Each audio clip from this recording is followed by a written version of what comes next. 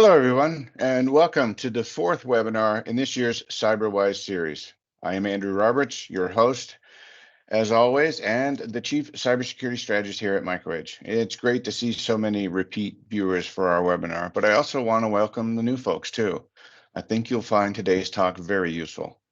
Once again, we're bringing you cybersecurity experts to talk about important topics that really matter to both you and your business, like today's talk on ransomware resilience. Before we get started, I want to take a few minutes to introduce the new people to MicroAge, an award-winning solution and service provider.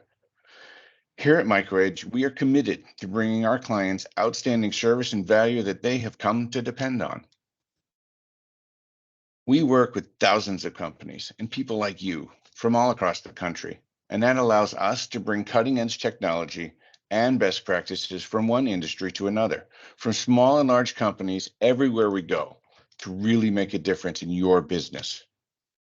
We're also able to bring you the services you need to turn your technology investment into ROI as fast and efficiently as possible.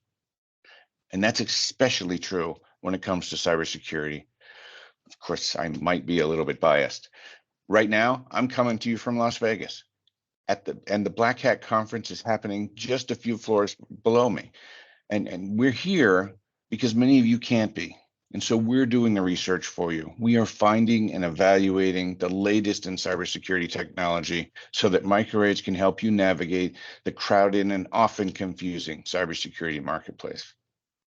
Now, before we get into today's sessions, I just want to cover some simple housekeeping items. First, remember that today is the fourth in our series of 6 webinars that continues throughout the summer. So if you have not registered for the rest, make sure that you do that.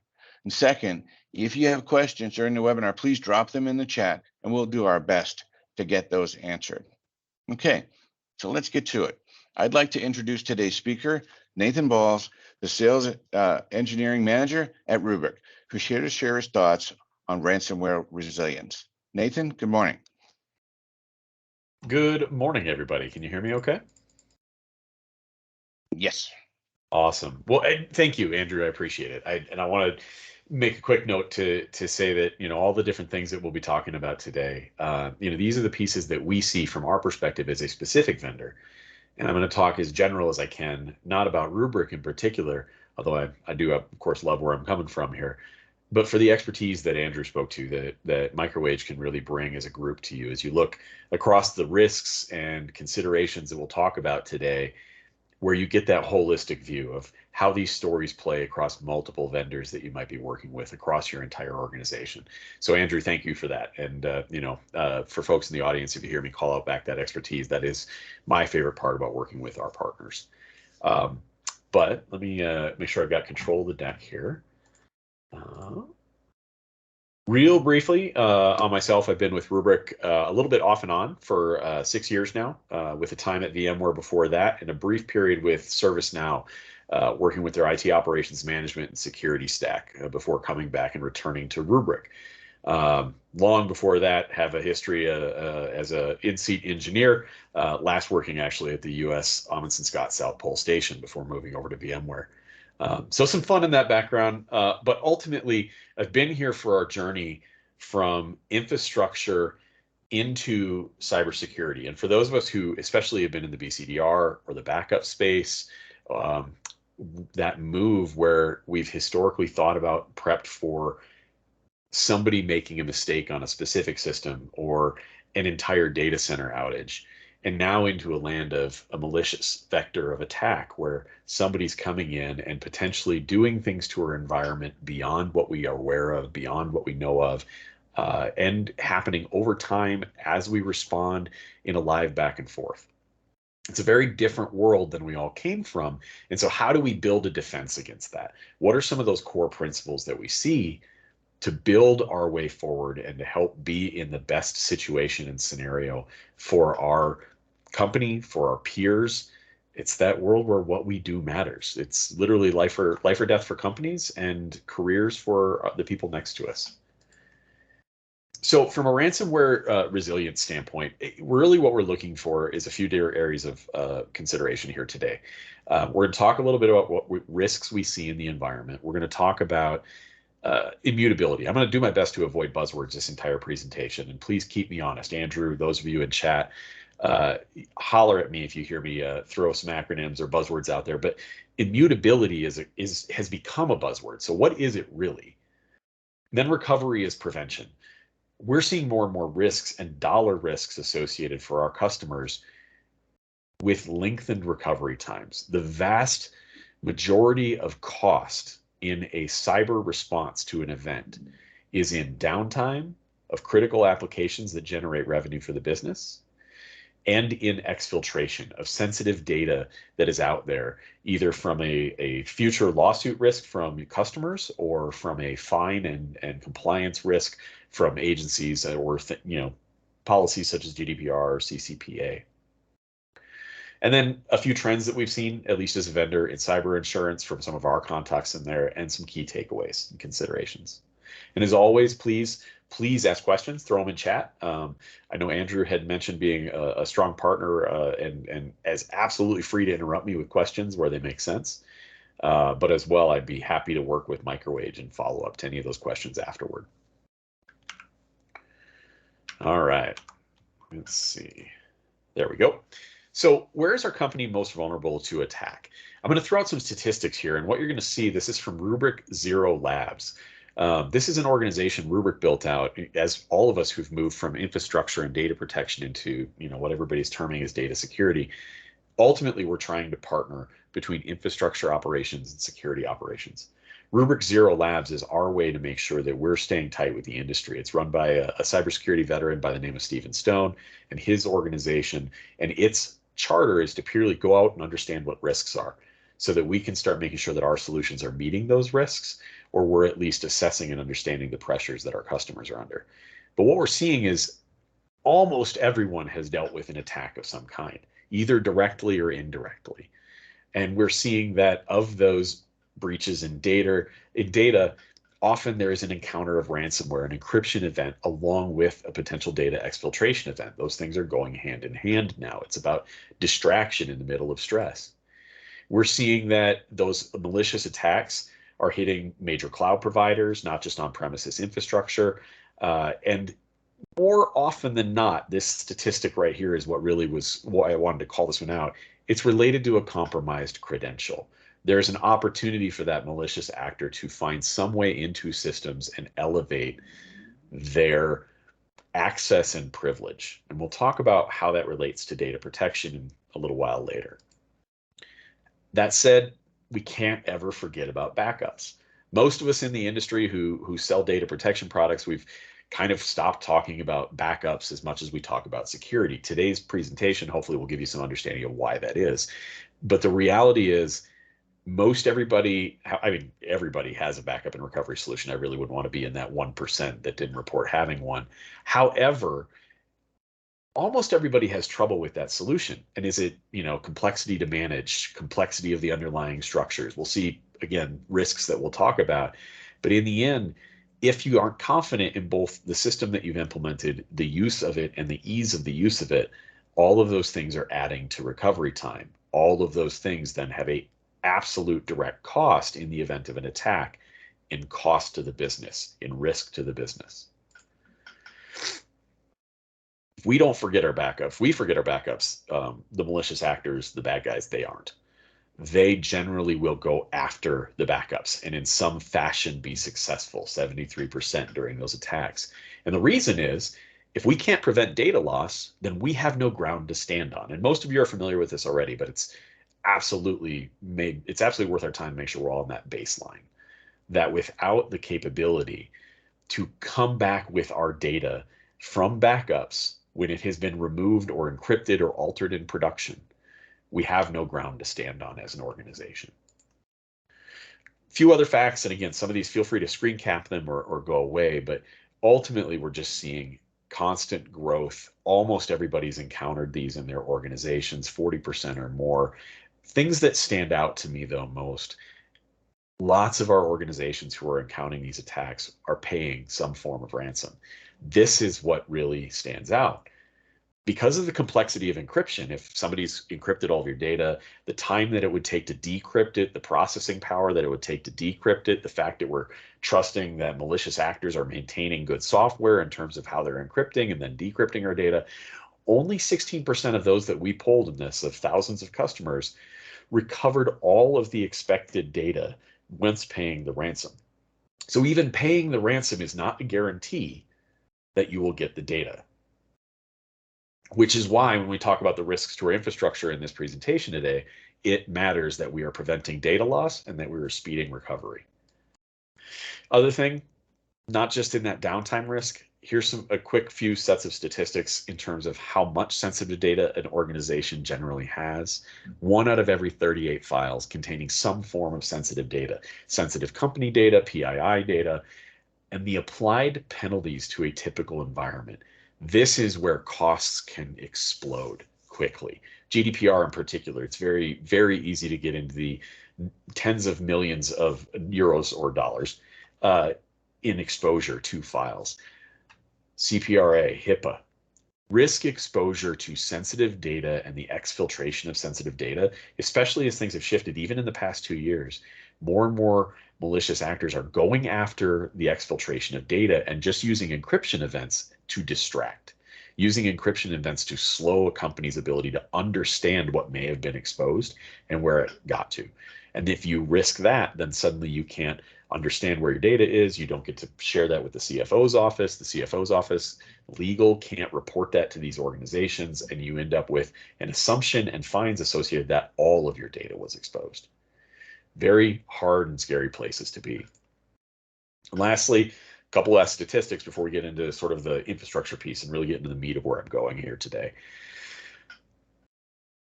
This affects us as individuals. And for me personally, this is what really matters more. I tend to want to approach things holistically for the people next to me, solve problems for the people I care about, my coworkers, my peers.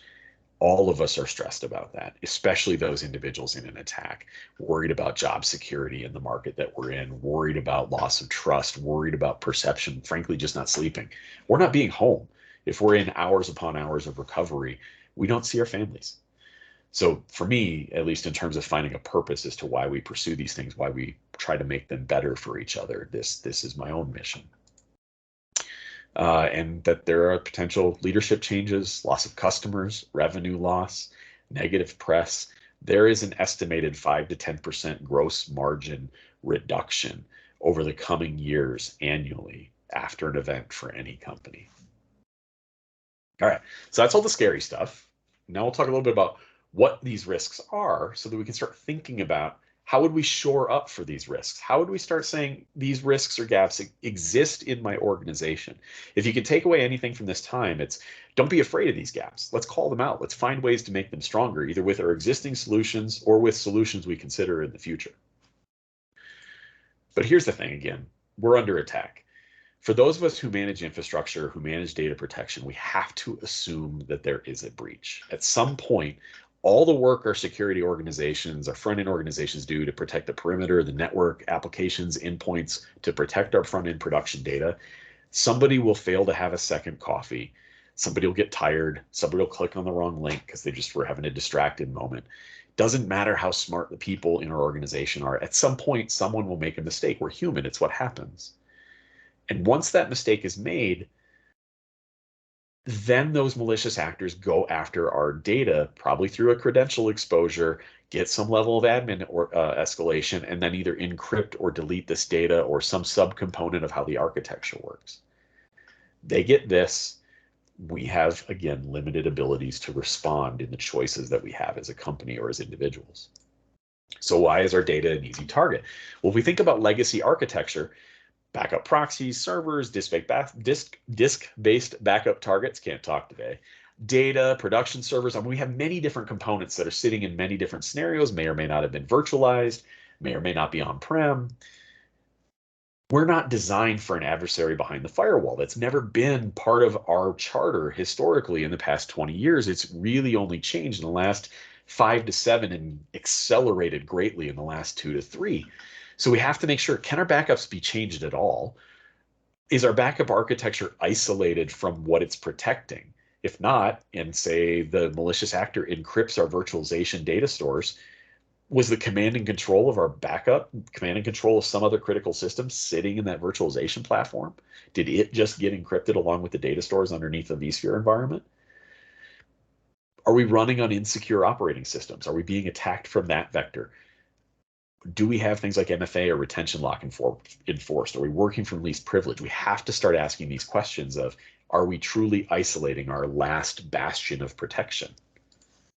And if we're not, and we have nothing to recover, that's the biggest risk that we see. That is the biggest risk overall. And we're, of course, the business is asking us to mature, to move into many different cloud environments. Probably all of you are managing buckets within the data center, buckets within a cloud environment somewhere, a SaaS piece of software, wondering about a Kubernetes cluster in some existing environment. Things are growing more complex. Things are often developing faster than we're putting good protection and control around them. And that's ultimately what it boils back to, is backup no longer equals cyber recovery. That no matter what solutions that we're working with, the traditional methods of backup and recovery and the ways that they've been architected and built for do not serve the needs of today and the most likely outages that we will see today from malicious actors. We got to know what we need to recover. We have to understand if there was sensitive data in it.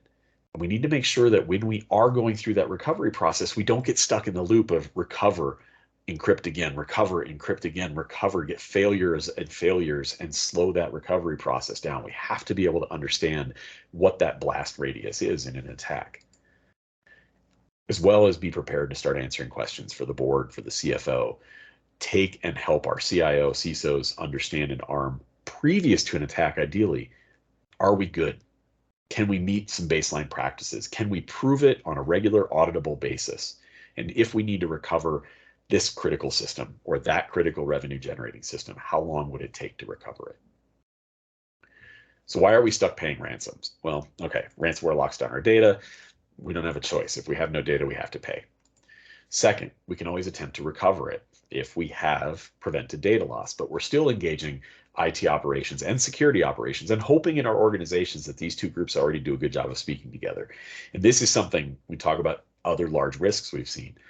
Communication between these groups historically hasn't been necessary, or maybe even in some cases is combative.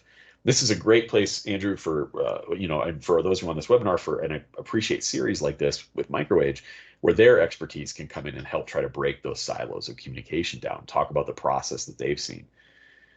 But as both of these organizations are working on, can I recover data? Has my sensitive data been discovered? What was the scope of the attack? Can we prevent infection? Can we recover quickly?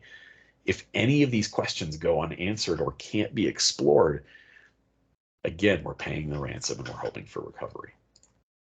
So, elements to mitigate risk. This is what the rest of the presentation here will cover in the last 15 to 20 minutes. We're going to talk about how do we look at prevention? What do we do for detection and investigation? I will be referring to these as data resilience, stop data loss, data observability, see better, either with your backup and data protection solution or in partnership with other solutions, see better the risks that you have and see better in an attack what you can do, what you can be aware of, and data remediation, recovery. How can I recover faster? How can I be aware of it? So stop data loss, get a better idea of what's going on, and have tools to recover more quickly and understand very quick what my scope of an attack is and when I can recover from. All right. Andrew, any questions yet that you've seen from the group? Nope, not yet. All right, awesome. I'm going to roll right forward and get into immutability then. What is it? Look, ultimately, lots of different people will call it lots of different things, but here's what matters. If your data is immutable, it cannot be changed by human error, by an encryption event, by deletion, or by bugs. It can only be deleted at a specified future time of expiration, and it can only be altered by writing a different set of blocks and having a pointer back to the original set of blocks saying that there has been a change. The original blocks of data cannot be edited or altered.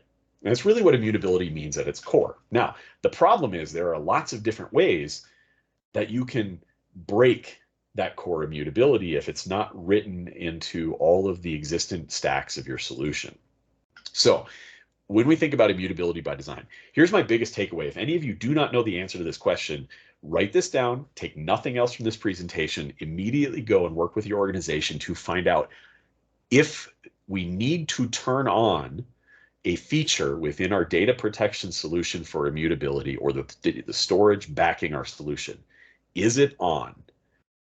And if it is not, how do we get it on as quickly as possible? No matter who your vendor is, make sure that it is enabled today. Your best vendors, this is default out of the box. If it's not on, go do it. I had a personal experience working with a very large enterprise organization in the Rockies region here, where we had this conversation as we were trying to sell Rubrik and engage them on Rubrik as a better solution. They found that the immutability flag in their existing solution was not on. They turned it on. A month later, they went through a very major attack, but having turned that on gave them some options they would not have had otherwise. Risk mitigation and data loss. Bigger thing here is that underneath the hood of immutability, there's a lot of different things you have to also make sure are shored up. And the more complex your environment, the harder this is. Storage protocols, NFS, SMB, underlying data storage platforms, are they patched? Are they maintained? You'll hear often us talk about NTP poisoning. Well, when something's immutable, it has an expiry date.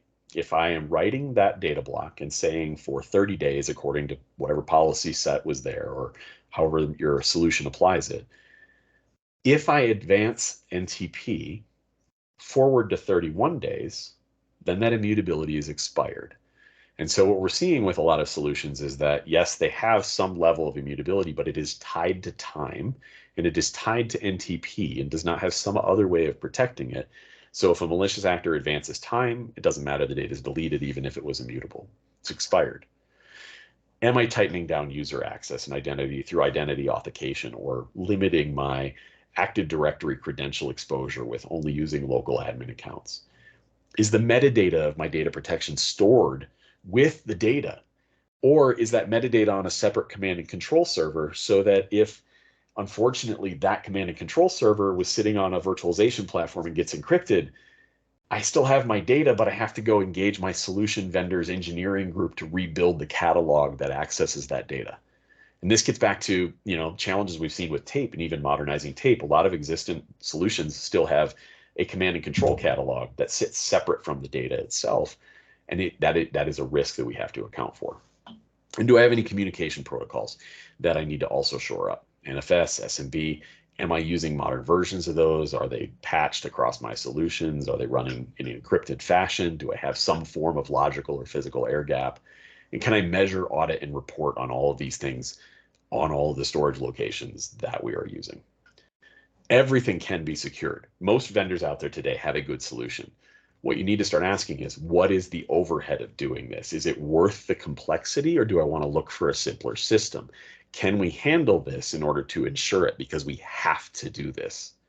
This is a baseline. But what's that administrative and audit lift? And who owns that responsibility in terms of budget, in terms of risk, and compliance? So key principles of data protection. Look, ultimately, let's make sure that we are immutable, that we have a capability of performing retention lock, saying for a period of time for this data, it cannot be altered. And then we have some form of air gap, whether that be logical, as in we don't have an exposed NFS data store connecting to all of our critical resources. It's behind several layers of API-oriented protection, or it's truly physical, although that tends to be very expensive and complex. If we have all three of these, air gap, immutable, and cannot be deleted or expired early, we have prevented data loss in a cyber risk. And if we can do those three things, we have something to recover from, and we have options. All right, recovery is prevention. This will probably be the longest section here. Just looking, Andrew, time check. We've got 10 minutes, 15 minutes? Oh, it's 10:26 right now, so we've got 19 minutes. Okay, cool. I want to make sure I do right by everybody on here. And again, thank you everyone for your time today. So recovery is prevention. Real quick, let's highlight what it might look like to do a recovery for those of you who haven't been through this. And I hopefully that's the case, that none of you have yet had to go through this. If we're dealing with a more traditional scenario, the encryption event will hit. We become aware of the attack sometime after it hits, depending on how we are alerted, what our systems can help us be aware of. Then we begin calls. We start war rooms. We start notifying different groups and response teams, or we contact our vendors. We get those initial meetings together. We start finding out what the bad actor is asking for. We start locking things down. That's actually all really quick. I mean, in terms of not as quick as we want, but all within a day. The real length of recovery that we've seen across customers, whether they've been honestly existing Rubrik customers dealing with this, we'll come back to that later. One of the best benefits we've seen for our customers dealing with it, 5,000 customers globally, we have 2 to 5 customers a week that are being hit. But for all customers we've seen, prospects and existing, this is the period that needs to be sped up. It's that traditional cycle of, I don't know yet what's exposed. Maybe security has an indicator of compromise that they've given me, something we can go look for within the environment. But I have to spin, excuse me, I have to spin up a machine, probably build out a clean environment because I keep spinning things up and it reinfects things, and then I have to tear it down again. But it's the spin up, investigate, that wasn't it, spin down, find another point in time, spin up, investigate. This is what takes organizations time. And you're in the middle of doing that while you're rebuilding command and control for critical systems, or finding like, oh, we forgot to print out our response plan that we built, but the server that it's stored on is encrypted. So we had to go figure out how to get access to that, rebuild our response plan. And then you get lengthened time as you start to understand what sensitive data has been at risk and start dealing with identifying that, start dealing with the legal complexities and consequences of that. The short version is the initial pieces of locking things down don't lead to fast recovery. The risk is that we've never had good systems built as an industry to do that investigation, to break that cycle. Now we're starting to modernize. And so as you look at your solutions, you need to start looking at how can we accelerate that multiple day. And if you can do things like threat hunt, go look for those indicators of compromise on your backup platform. So you don't have to spin up a resource and investigate it and wait and build out infrastructure. You can already know where the blast radius was, at what time was the event, at what time was the initial encryption. You can start hunting for the initial infection and quarantine files tied to the initial infection. And if you can do all of this within the data protection platform, you are shortening that recovery time by weeks, or at least by days. Same for if you can become, and this is where we talked about data observability, aware of risk areas for sensitive data. If you already know where it is, then preventatively, before an attack, you've already been able to shore down user access. You've already been able to shore up if it's not where it should be. And if you have an attack and you know the blast radius and infection points, you know where the likely data tied to that is, you can very quickly understand what might have been exfiltrated and get that reporting and get the CFO's office aware and out of the complexity of recovery. So, Andrew, I think probably take a quick pause for questions, if any, and if not, we'll keep rolling. Nope, keep right on rolling. All right. So prevention in an assumed breach world. I mean, that's the bigger one, right? We have our chief security field officer at Rubrik, John Murphy. Big fan of a concept that he introduced me to called "to the left of boom." That malicious attack, that's the explosion, that's boom.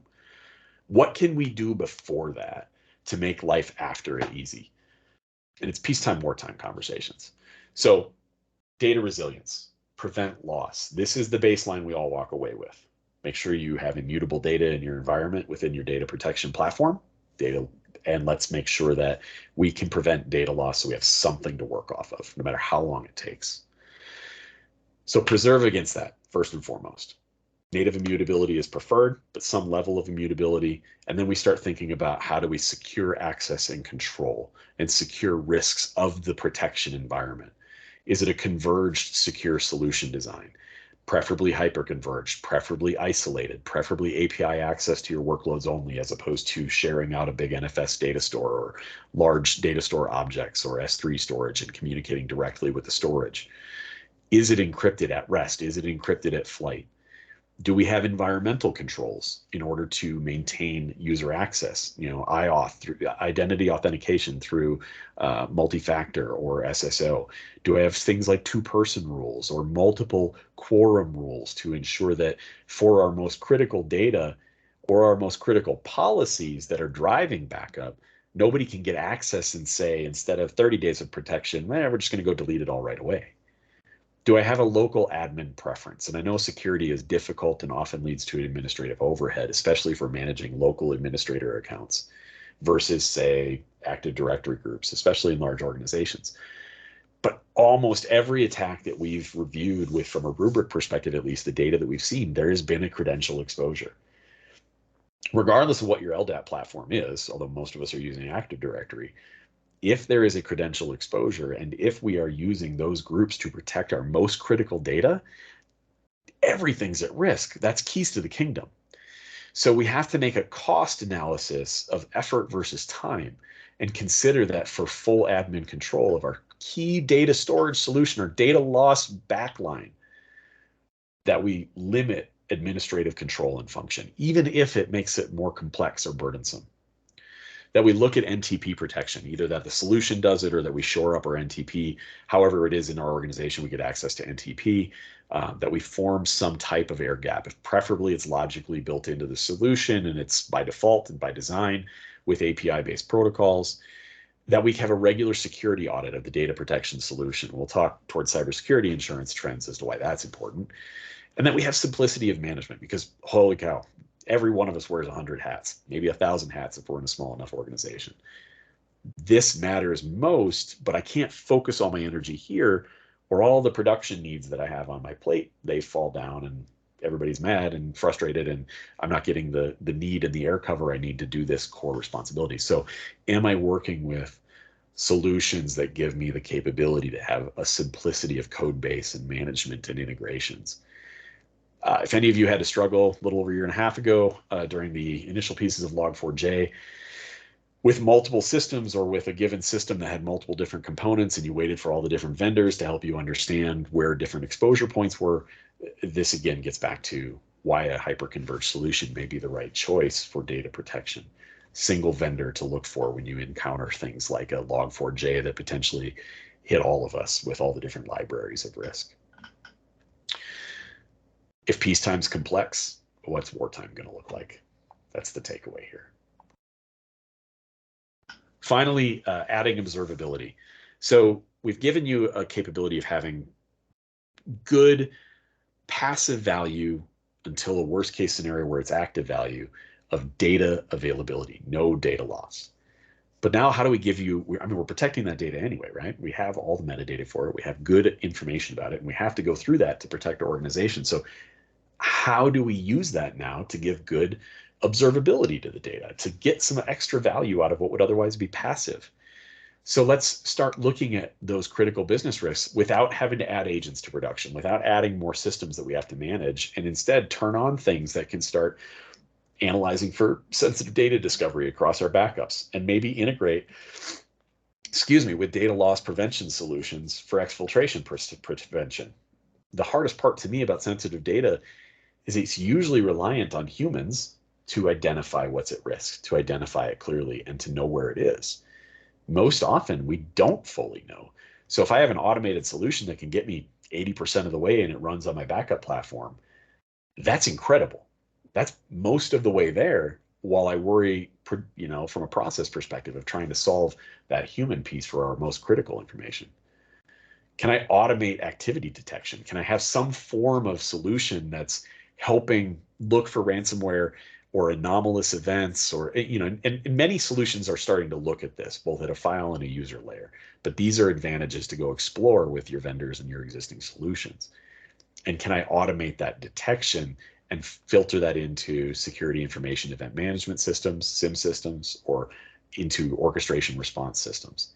Can I do threat scanning for indicators of compromise? Risk reduction, that's active value. Andrew, go ahead. I think I heard something. Yep, you did. Hey, Nathan. Does a smaller company have a different or more simplistic need, a security need, than a larger one does? Honestly, to me, that's probably the scariest thing. Is smaller companies, I think, have even more of a need. Larger companies can absorb that 5 to 10% hit to their gross margin. Smaller companies, I think, are at risk of lifeblood of the company in an event. So for me, when I think of smaller companies, that's where, oftentimes smaller companies, data protection, we've looked at the least cost as the primary business driver for a solution. I would say, and again, we're not the only game in this town. The critical piece of it is start looking at solutions that reduce complexity and give more value toward recovery, and understand how those solutions, and then if we are good vendors working in good partnership with, say, a MicroAge, we can do a good job of helping sell the value to the CFO office at these smaller companies, or the CFO or the CIO, if you probably report directly to them, of it's worth a little bit more to be here because we don't have the staff, we don't have the capability and the complexity in an attack to manage this. So it's those hyper-converged solutions that are really starting to bridge the ground between infrastructure and security, where I think it's a sweet space for smaller companies. Yeah, Is cool. that it? Thanks for that. Yeah. And please hit in chat if that answers the question. If not, happy to expound on it more. But that's really, I think, I come from small companies myself back in my administration days. We all wear a lot of hats. Like, what can we do to make it easy to use? The next one is recovery, moving prevention into action. Look, the biggest piece of this for recovery, if you don't know where the attack was, if you don't know when the attack was, and if you don't know what files on what systems the attack was from, you have to go through that recovery loop. You have to spin something up, export some data, go through it with another set of tools. If it fails, repeat. And so it's a rinse, repeat, rinse, repeat, rinse, repeat. And it is frustrating. There's no reporting that can be successful out of it, because you just have to keep telling leadership, oh God, oh God, oh God, it's taking forever. And it does. It's days and weeks. So finding ways, either in a converged solution or to understand and work in partnership with your security organization, to know how you'll approach that, to know how you can investigate that and quicken that process, and know how you can start to quarantine that compromised data before recovery. Knowing, again, what and when to recover from is critical, and especially starting to understand that sensitive data exfiltration risk. Being able to practice it, this is critical too, and especially, again, thinking back to smaller companies, right? Is practicing this hard. Like, we all come from a background where, like, maybe once a year, maybe every 6 months, we do a major DR test, and we should still, if that's within the funding of the business. But we should also have the capability of, what if I just need to recover the servers tied to one critical application? Can I put that together on the fly? Can I tie that into a clean virtualization environment? Can I test it? Is it easy to then make it repeatable in the future, to know that we can consistently do it and report on how quickly it can be done? And vendor partnerships. Rubrik has within its support organization something we call the ransomware response team. Absolutely one of the things I love the most. All of our customers have access to it, but it is a team of people in our organization who understand how to deal with a ransomware event that our customers are going through, and make sure, think of it as a white glove approach. We make sure that the ball is never in Rubrik's court in terms of recovery. If you need help understanding how to work with the product, using the product, all of your vendors should offer you that capability, that if you're in that worst case scenario, they're at your side partnering. And MicroAge partnership. They have the capability of understanding strategic playbooks and solutions and processes across the board. They can look consultatively to say, you're great here, this is a gap we should address. That's key, beyond key. But always assume breach, and let's keep working at moving to the left of boom. So cyber insurance trends, because I know we're getting to the tail end here.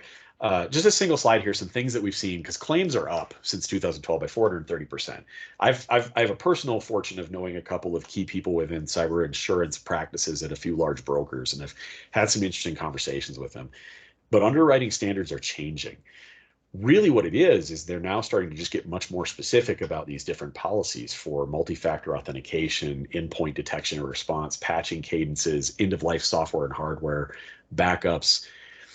Ultimately, they've historically just been, yes, we have this check. Yes, we have this check. They're starting to twist and turn to requiring proof that you have these things, whether it's validation via a vendor or a report or an audit. That's probably one of the biggest trends that we've seen, is that you might start seeing those the next time you go for a renewal. But from a backups perspective, immutability is key. Multi-factor authentication, separate credentials, that you have an understanding of your RPO and RTO needs against your critical applications, that you have encryption, a form of air gap.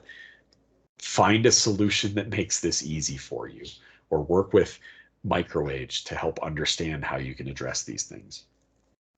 Being able to prove it again is critical. And I think more interestingly, the CFO office, where traditionally the negotiations around cybersecurity insurance have taken place, we're starting to see that more and more CFOs are bringing in the CIO and the CISO, or their organizations, to talk about, do we have a good solution to meet these checkboxes? Can we prove it? So be prepared that you might come up in your organization with a need to go chat with the CIO, or go in with the CIO to the CFO's office at the next cyber insurance renewal.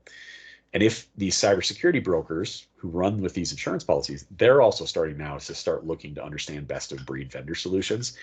I'm going to put a personal speculation bet out there that the next 12 to 18 months, you have brokers, because insurance firms won't, but you have brokers starting to recommend specific vendors.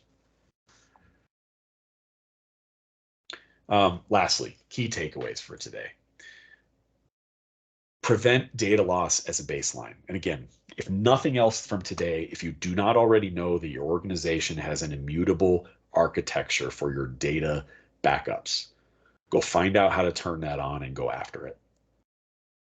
But get a simple to manage, immutable, and security first architecture. That's critical. That is board level mission state, survival of company critical.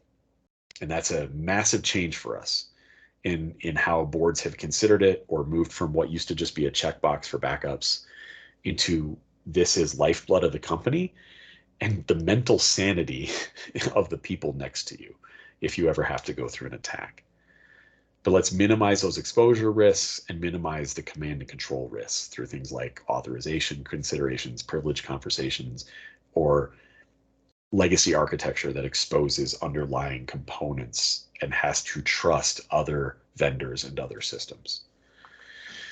Let's maximize that observability before and during and or after an attack, preferably before, because then we can already shore things up to the left of boom, and get that pre and post attack intelligence and API-based integrations with SIEM and SOAR platforms. And you're starting to see a lot more vendors partner here.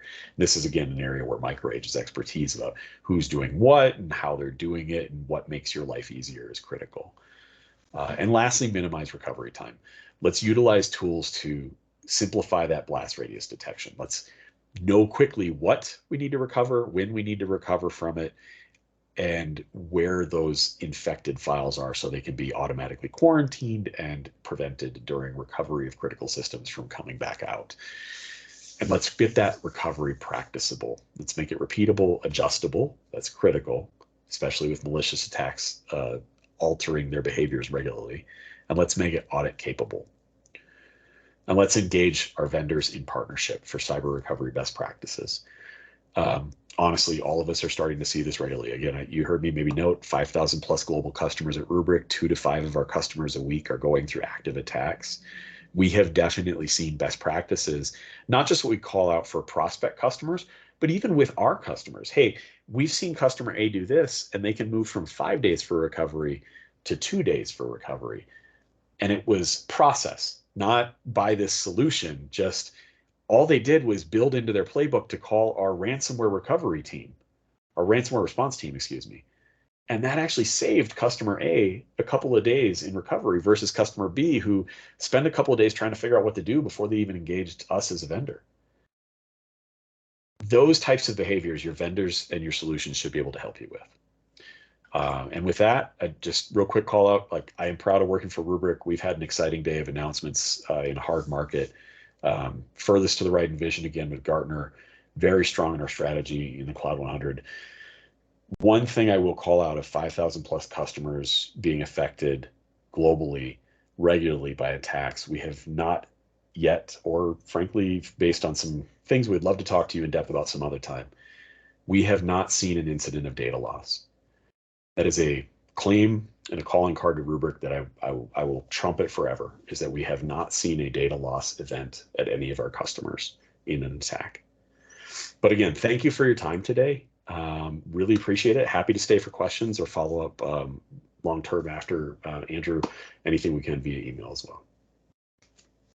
Sure.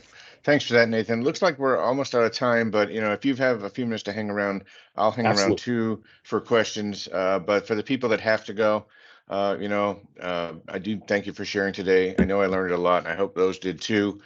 If you do have questions and have to go, reach out to your MicroAge account manager. They'll get you in touch with me or Nathan or both of us and get those answered for you. Thanks for everybody for joining us today. I'm glad you could find a few minutes of sharing with us. Before you go, for the guests who are present today, if your first and last name is not visible inside the Teams environment, please just drop your first and last name in the chat to make sure you get your gift. Don't forget, we've got more of these webinars coming in the CyberWise series, so make sure you register so that you don't miss out.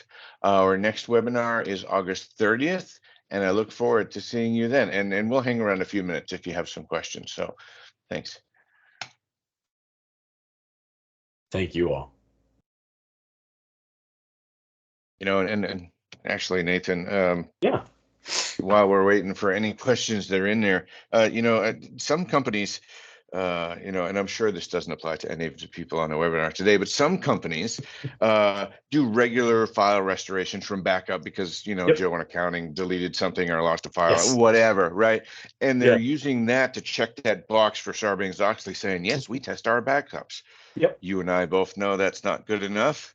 How often and how should they really be testing that?